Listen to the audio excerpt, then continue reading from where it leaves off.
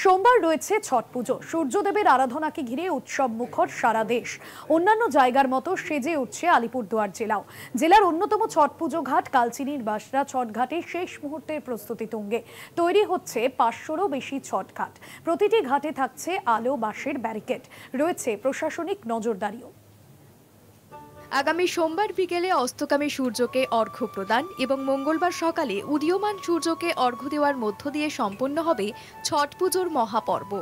বর্তমানে আলিপুরদুয়ারের বাসরা ছটঘাটে চলছে সৌন্দর্যায়নের কাজ। তৈরি হচ্ছে 500রও বেশি ছটঘাট। প্রতি বছরের মতো এবারও বাসরা ছটঘাটে হাজারো ভক্ত সমাগমের সম্ভাবনা রয়েছে। নিরাপত্তা এবং পরিষ্কার পরিচ্ছন্নতার উপর বিশেষ জোর প্রশাসনের।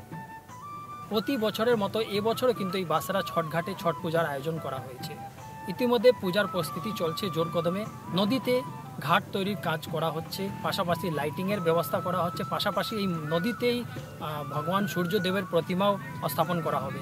हम लोगों के पूजा के अवसर पर खास है जो नदी की अवस्था बहुत ही खराब थी।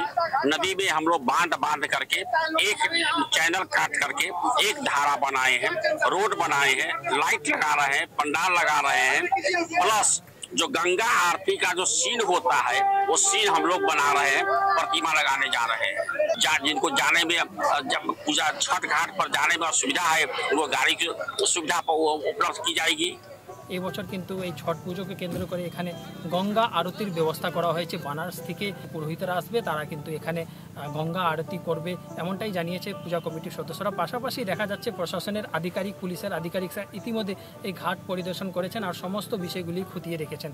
আগামী সোমবার ছট পুজো রয়েছে আর ছট পুজোকে কেন্দ্র করে এই কালচিনি ব্লকের এই বাসরা ছট ঘাটে হাজার হাজার দর্শনার্থীদের সমাগম লক্ষ্য করা যাবে। আলিপুরদুয়ার থেকে অজয় শাহ, কলকাতা টিভি।